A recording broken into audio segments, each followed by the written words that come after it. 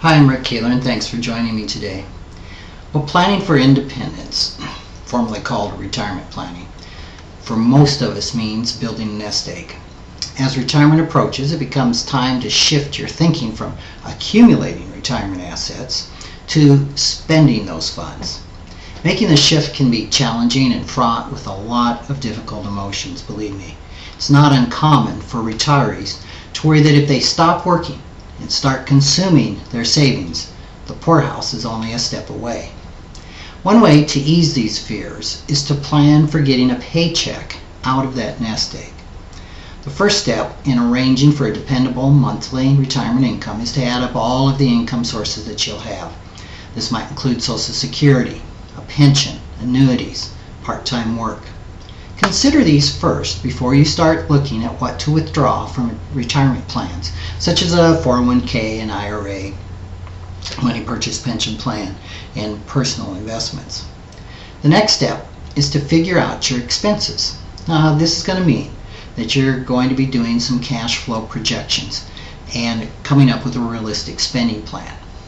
Be sure to figure in one-time expenses like saving for a new car, replacing the roof, other home repairs, and travel.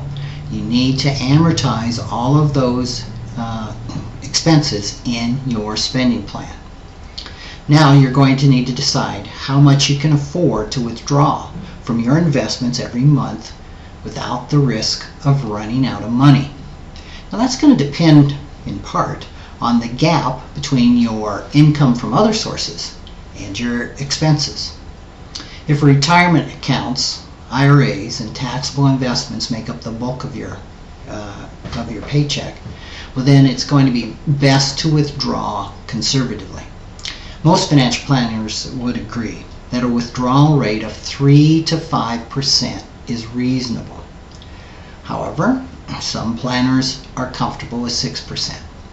One talk show host suggests 8% is doable. I strongly disagree. If at all possible, you should provide for your essential needs with no more than 4%. The experts do agree that you should never plan on withdrawing the amount that you expect your portfolio to earn on the average, say 6 or 8%. If you do that, if you withdraw all of the income that your portfolio produces, and you have the wrong sequence of market declines, you have inflation, this could deplete your nest egg before your retirement years end. Certainly at best, it's going to deplete the purchasing power of your nest egg. Now, what asset allocation should you maintain in retirement? Well, the most recent studies suggest that you should have 60 to 70% in things that you own, like stocks, real estate investment trusts, commodities, absolute return investments. In considering the balance of your portfolio, it's important also to pay attention to your sources of income. Let's say that you receive a monthly check from a private or public pension. You might argue that you could treat this and Social Security benefits as being equivalent to bonds in the portfolio.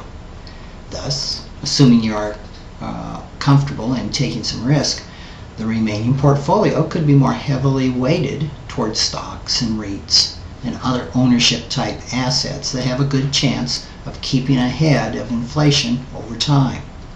Most private pensions are not indexed for inflation. Now, what if you don't have a pension and you've got to rely more heavily on your 401k or your IRAs or other retirement accounts? Well, I recommend keeping 6 months to 1 year's worth of investments in cash and cash equivalents such as short-term bonds and certificates of deposit, while the rest of the portfolio could be in stocks, REITs, commodities, absolute return investments, and in intermediate-term bonds. Other factors in determining asset allocation include your tolerance for investment risk and your age. The younger you retire, probably the more aggressive your account will need to be.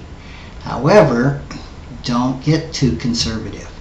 Again, a 60 to 70% allocation to things you own, like stocks, is the best allocation for retirement. Now, whatever you do, don't make the mistake of putting all your retirement assets into CDs and bonds. This is an old myth. Make sure that part of your portfolio is invested in stocks. These have the best chance in the long run of keeping your purchasing power from eroding. A balanced portfolio can provide both dependable retirement income and long-term financial security. Thanks for joining me.